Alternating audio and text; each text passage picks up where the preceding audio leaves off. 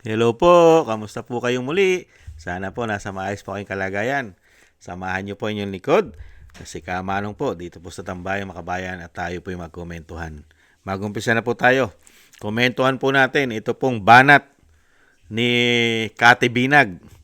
At alam naman po natin si Kati Binag ay marami pong hawak ito na video, mga USB.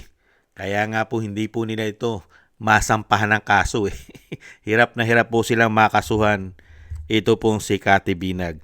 Napakarami na po nilang kinasuhan ng mga nasa social media, vlogger, hindi po ba?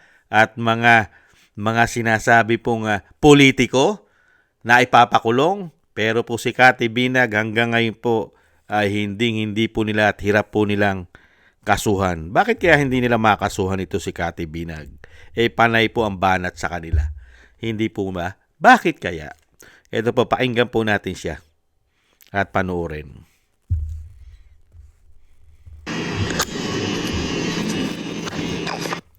Si Senator Marcoleta ba flood control yung kanyang issue, ba't nakakulong? Si Congressman Mike Defensor ba flood control yung problema, ba't nakakulong? 'Di ba? Sino ba yung mga nakakulong?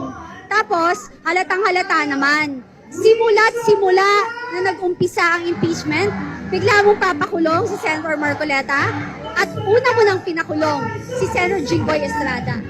Tapos meron diyang isang nagsasalita, o ikaw Pinky, ang yabang-yabang mo mamintas na mga sinasabi mo pag nagkakasakit, nagkaka-braces, nagkaka-wheelchair, ikaw nga nagtago ka eh. Isang taon yun, no? Kapal na mukha mo. Kunin na kayo ni Lord. Pero hindi si Lord ang kukunin sa inyo, kukuha sa inyo. Si Satanas. Si Senator Marcoleta ba flood control yung kanyang issue, ba't nakakulong? Si Congressman Mike Defensor ba flood control yung problema, ba't nakakulong? 'Di ba? Sino ba yung mga nakakulong?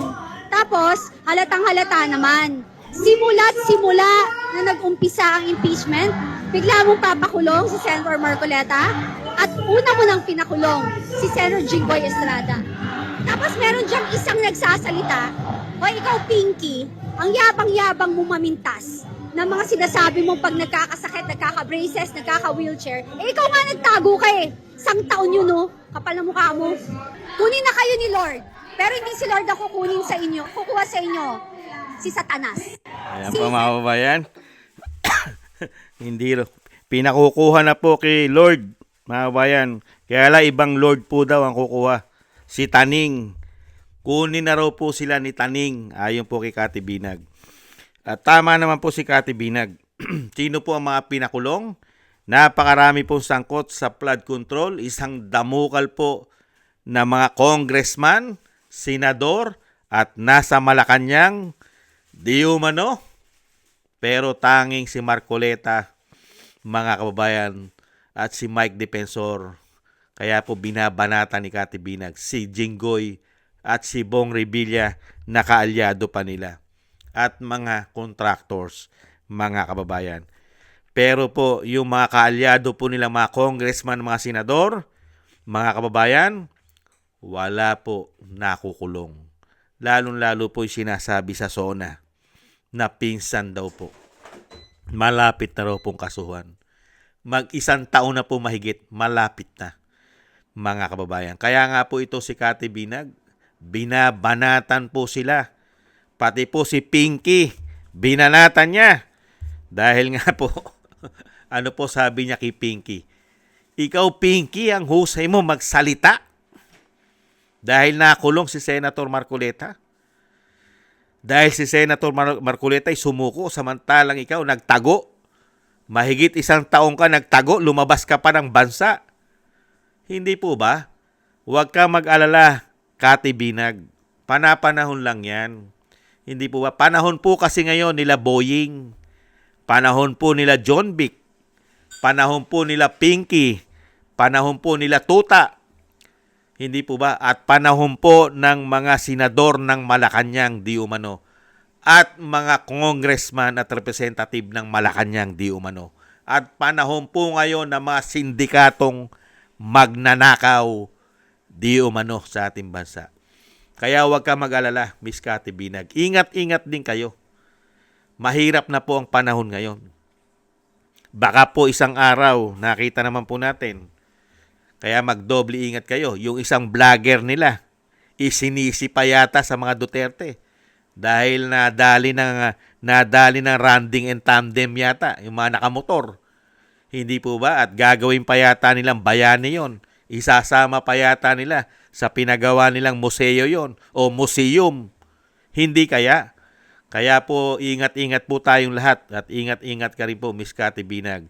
Dahil po ang kasamaan po ngayon ay laganap na laganap po sa ating bansa. Hindi lang po ang kasamaan ng mga politiko ang laganap po sa ating bansa. Pati po ang kasamaan ng mga gumagamit ng pulburon, mga randing and tandem, kasamaan ng mga kakaliwa. Nahandyan po silang lahat. Kasamaan ng mga pulburon, Lord. Nahandyan po sila lahat. Sindikato na po sila.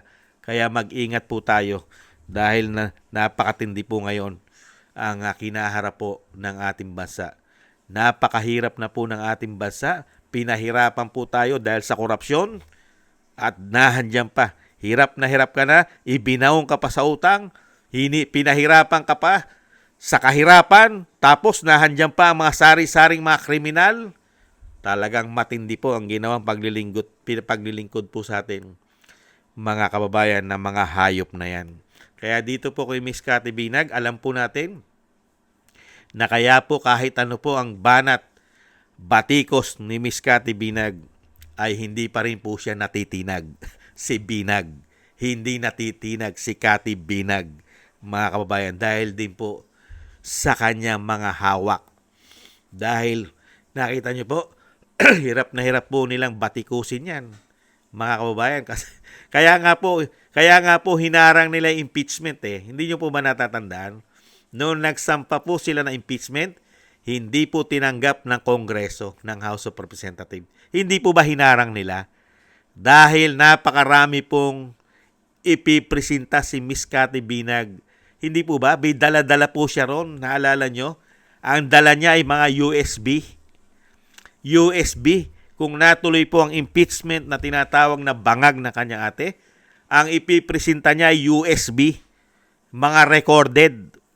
Hindi po ba? Kaya nga po, pinaiiwanan sa House of Representatives lahat yung dokumento, yung mga evidence nila na impeachment. Hindi po nila iniwanan yon.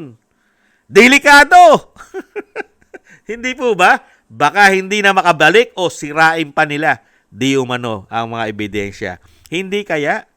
Kaya tayo'y umaasa na darating ang panahon, lahat po ng hawak na ebidensya ni Miss Cathy Binag at lahat ng alam niya, lalo-lalo po pagdating sa pulburon, ay lumabas po yan sa tamang panahon. At syempre, ingat-ingat po kayo. Doble ingat po, Miss Cathy Binag. Dahil delikado rin po kayo. Kaya lahat po ng pag-iingat ay gawin nyo po. Hindi po ba? Yan po, mga kababayan, si Miss Cathy Binag. Binanatan niya po ang mga tao na mga sindikato sa ating bansa. Nagsabwatan para ipakulong ang matitinong politiko sa ating bansa. Kaya binanatan niya po ito pong ombudsman na si Rimulya at syempre po si Pinky na nagtago na akala mo kay tapang-tapang pagdating sa demanda at sa kaso. Una-una naman siya ay nagtatago. Hindi po ba? Hindi nagpapahuli. Ganyan po ang karakas niyan. At darating din po naman ang panahon na sila naman po ang uusigin. Panahon lang po yan. Pagka panahon po nila ang dumating at sila na inuusig, napakarami po. Baka halos 90% ng mga Pilipino ay masayang-masaya pagka ang tinutugis na ay ang mga totoong salot at magnanakaw at gumagamit ng pulburon. Hindi po ba? Proud na proud po tayo pag nangyari po yan, mga kababayan. At ingat-ingat din po kayo. Doble ingat din po kayo. Maraming salamat po, Miss Cathy Binag, sa inyo pong tapang at malasakit sa bayan. Ingat-ingat po kayo. At sa inyo rin po, mga kababayan, thank you rin po sa inyo. Mabuhay po kayo. Shoutout po sa inyo lahat. Lalo-lalo po sa naagusto po ng ating Tambayang Makabayan sa YouTube at TikTok. Thank you po. At sa inyo po mga nagko-comment, like, share, and subscribe at patuloy po yung nagsusubscribe. Shoutout po sa inyo lahat. Mabuhay po kayo. Thank you po. At thank you rin po sa mga nagbibigay po ng tulong at biyaya.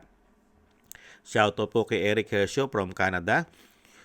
Kay Annie Jo, ako si Pilam. Jem Aris from United Arab Emirates. Kay Tatay Nick from Toronto, Canada. Jesus Valdepena, Rolando Guerrero. Mila Yi, Felipe Shapno from Texas, USA. Ma'am LB Shermani from North Miami, Florida, USA. Mika Ligaspi, Frank Zamora from California, USA. Romulo Di Binagracia from Bacolod City. Kingston from Hong Kong. Jake Yahud from California, USA. Gina Ray from Berlin, Germany. Julieta Silona from Sydney, Australia. At Baby Roman Ate Isa from Cagayan Valley. Maraming salamat po. Shoutout po sa inyo lahat at God bless po sa inyo lahat. Taste lang po tayo mga kabayan at doble ingat po. Muli po, paalam. Bye-bye.